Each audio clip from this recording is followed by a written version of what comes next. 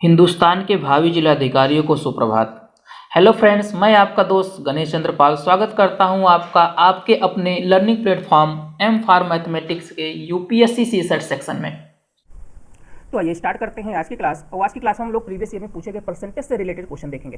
ठीक है, तो एग्जांपल नंबर 1 में हमसे कहा जा रहा है, in a examination 35% of total students fail in Hindi, 45% fail in English and 20% in both. Find the percentage of those who passed in both the subjects. Option दिया गया है 20%, 30%, ऑप्शन नंबर सी में कहा गया 40% और ऑप्शन नंबर डी में कहा जा रहा है 50%। तो बेसिकली हमसे इस क्वेश्चन में कहा जा रहा है कि एक एग्जामिनेशन है जिसमें 30% स्टूडेंट जो हैं वो हिंदी में फेल हो जाते हैं और 45% इंग्लिश में फेल होते हैं और 20% दोनों में फेल होते हैं, मतलब हिंदी और इंग्लिश दोनों में। तो हमें ऐसे स्टूडेंट की संख्या बतानी है या उनका परसेंटेज में संख्या बतानी है जो दोनों सब्जेक्ट में पास हैं, दोनों सब्जेक्ट्स में पास हैं। तो आइए सॉल्व करते हैं, सॉल्व करके इस आंसर का पता लगाते हैं।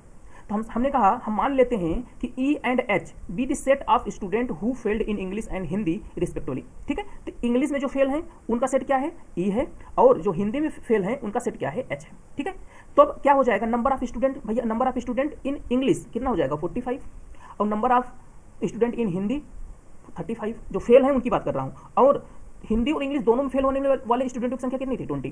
क्लियर है, चलिए अब बताइए। अच्छा, यहाँ पे हम ये मान के चल रहे हैं टोटल स्टूडेंट की संख्या कितनी है, 100 है, इस तरीके से चल रहे हैं, तभी ये 20 आ रहा है। नहीं तो एक्स मानते हो तो क्या हो जाता है, एक्स इंटू 35 इस तरीके से 100। ठीक है, परसेंट। तो हमें फार्मूला तो पता है कि भाई n H union E equal to N E plus n H minus n H cap E, मतलब इंटरसेक्शन ऑफ ई।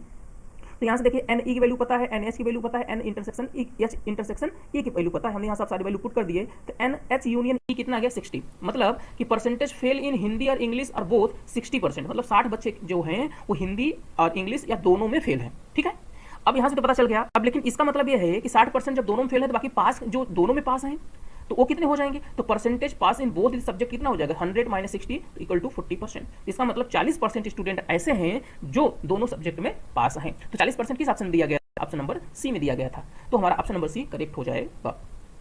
इतना याद रखिएगा, ये हमने मान के रखा था कि टोटल स्टूडेंट की संख्या कितनी है, 100, उसी से रिलेटेड हमने ये क्वेश्चन सॉल्व किया है। आई होप आपको क्वेश्चन पसंद आया होगा, तो वीडियो को लाइक कर दीजिए और चैनल को पहली बार विजिट कर रहे हो तो चैनल को सब्सक्राइब कर दीजिए। आइए नेक्स्ट एग्जाम्पल देखते हैं। इस एग्जाम्पल हमसे कहा जा रहा है, in an examination 80% of the student pass in English, 85% in mathematics and 75 in both English and mathematics. Clear है, if 40 student fail in both the subjects find the total number of student.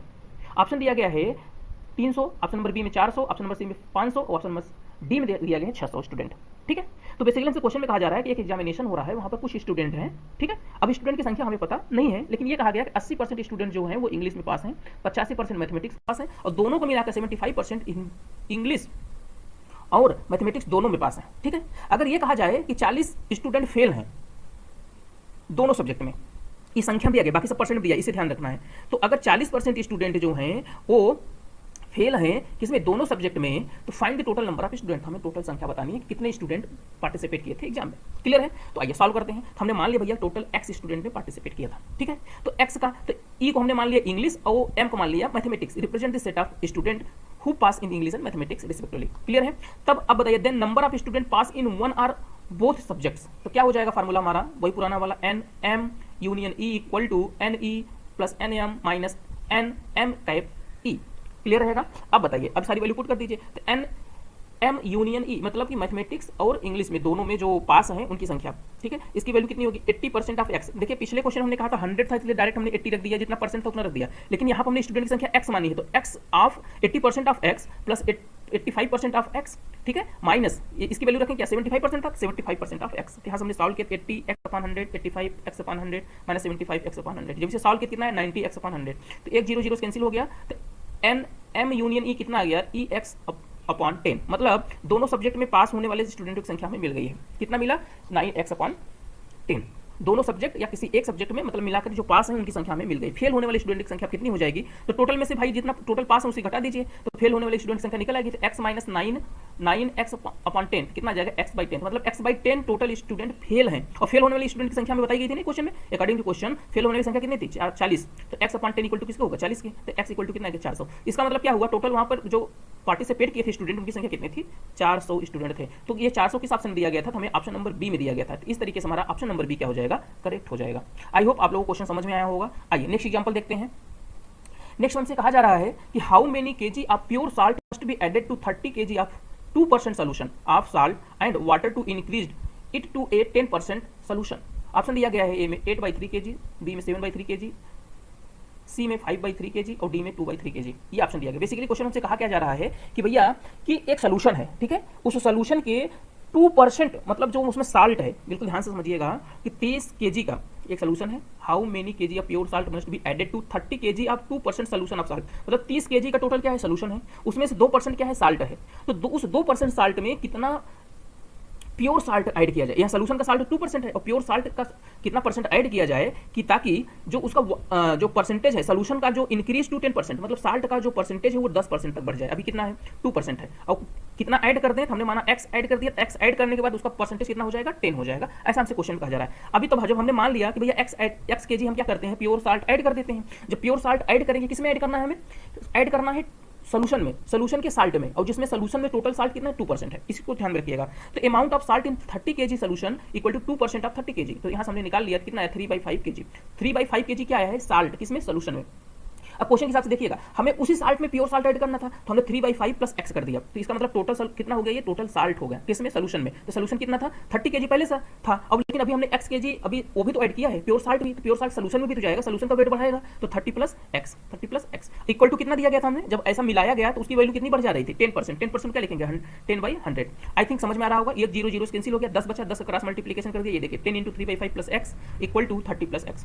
Clear है। अब यहाँ से multiply कर दीजिए, तो multiply करेंगे 5 दूनी 10 3 दूनी 6, 6 प्लस 10x, ठीक है, इक्वल टू 30x। x को हमने इधर भेज दिया, 6 को इधर भेज दिया, तो 10x में से x गया 9x और 30 में से 6 गया तो 24, तो 9 को हमने इधर भेजा तो कितना हो जाए 3 से कैंसिल कर दीजिए, 3 8 24 3 3 9, तो 8/3 kg। मतलब हमें कितना kg साल्ट मिलाना था उसमें प्योर साल्ट 8/3 kg, मतलब 2 सही 1/2/3, मतलब लगभग आपको 8/2 किलो से ज़्यादा, ठीक है, मतलब 2 किलो 800 600 ग्राम के नियर अबाउट 700 के नियर अबाउट आपको प्योर साल्ट इसमें मिलाना है।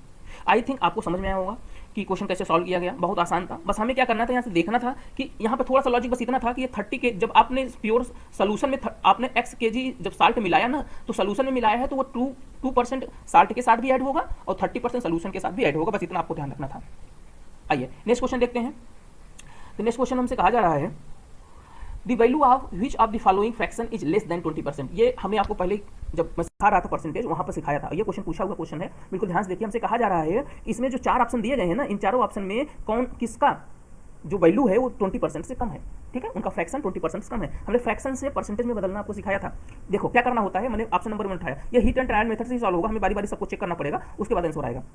तो 5/6 हमने का परसेंट में बदलना है, तो 100 का ऊपर 100 का नीचे मल्टीप्लाई कर दीजिए, 1/100 से परसेंट बन जाएगा, ये 100 मल्टीप्लाई हो जाएगा, यहाँ से डिवाइड करके कितना आया 83.33%।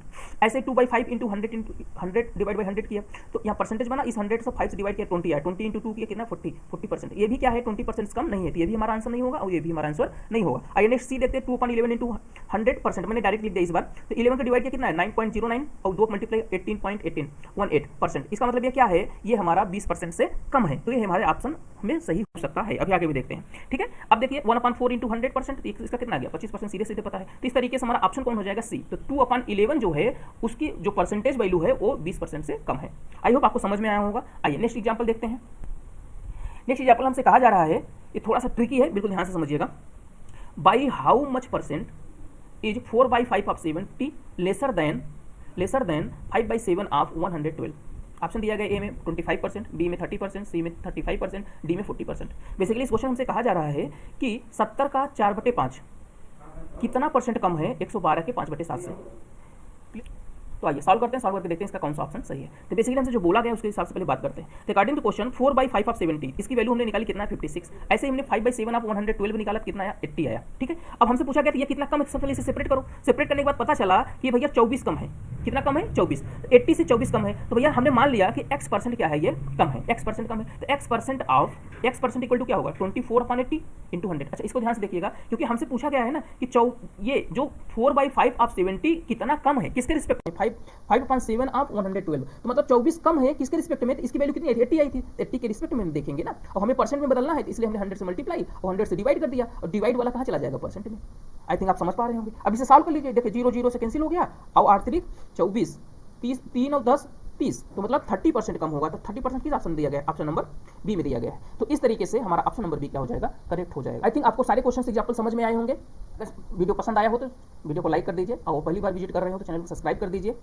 तो आज की क्लास में बस इतना ही। जय हिंद।